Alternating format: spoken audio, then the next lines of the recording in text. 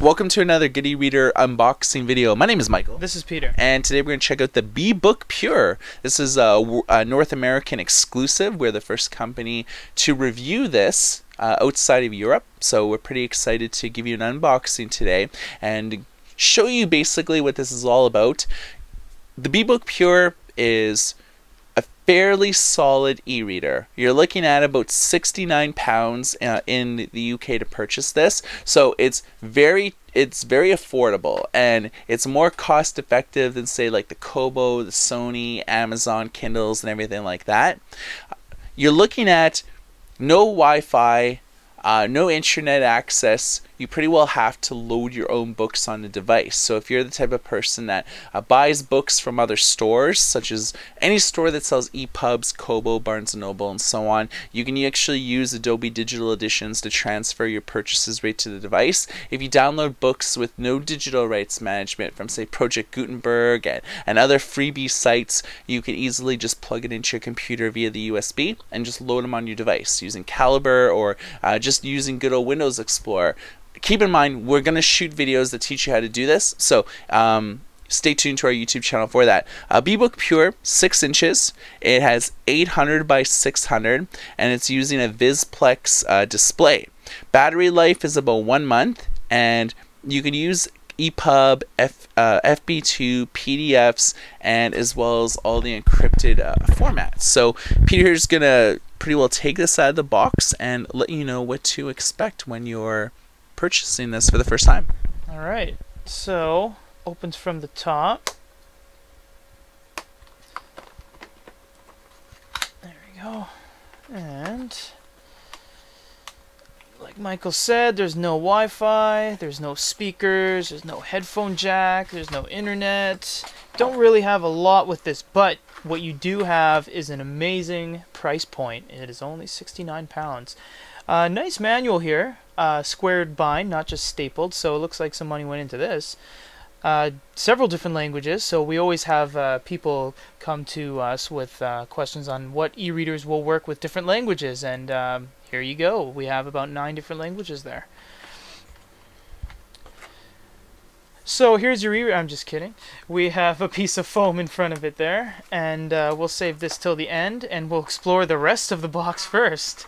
Wow! We have a micro USB cable with a USB on one end. This is your only link to the outside world to put books and charge your device. There is no Wi-Fi, so this is your key right here. So that's about it for the box, and we have the reader itself here. Let's crack this open.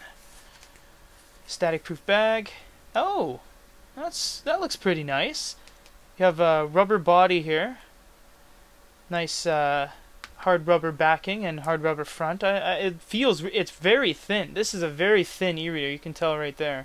I think actually they're billing it as one of the thinnest and most lightweight e-readers around. We actually have the Sony PRS T2 here on hand too. So let's just do a quick stack up here.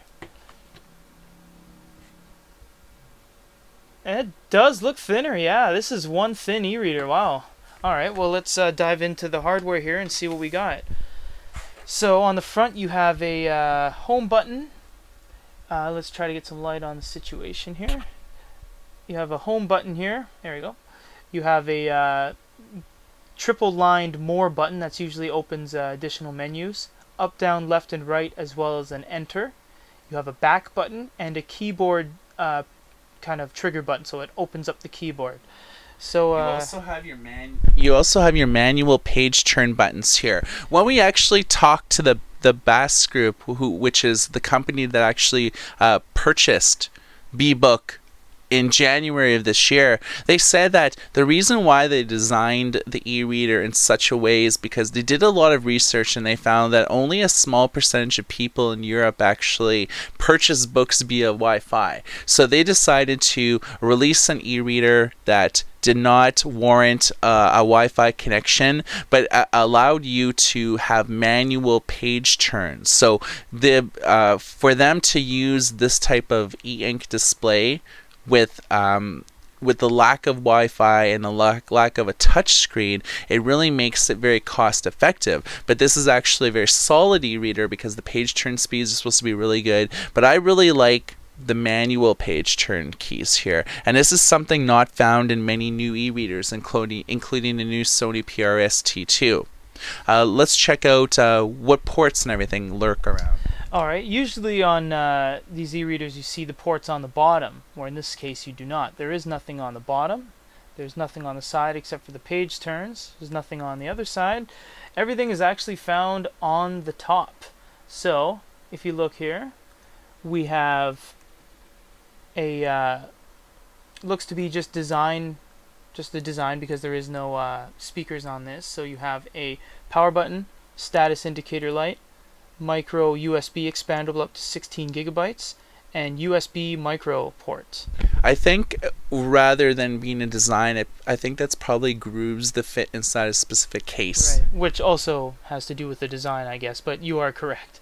And probably another latch for the case on the bottom there. So this is pretty well what it looks like out of the box. You saw everything that comes with it. You see here, this is the menu and some settings. I like that.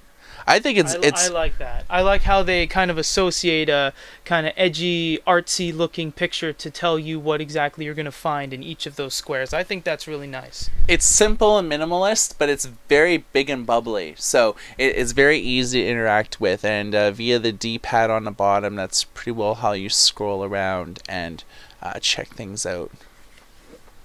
So no pictures by default.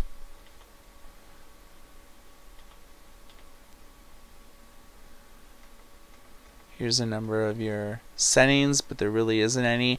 DRM authorization info means your computer connected to Adobe Digital Editions. We're going to walk through this entire device from head to toe in our full review video, so check out our YouTube channel at youtube.com/goodereader, and for all of the latest news, previews, interviews, and industry-wide coverage, check out goodereader.com, your definitive source of all things e-reader, tablet PC, digital publishing, ebook news. And for goodereader.com, my name is Michael. This is Peter. And everybody take care.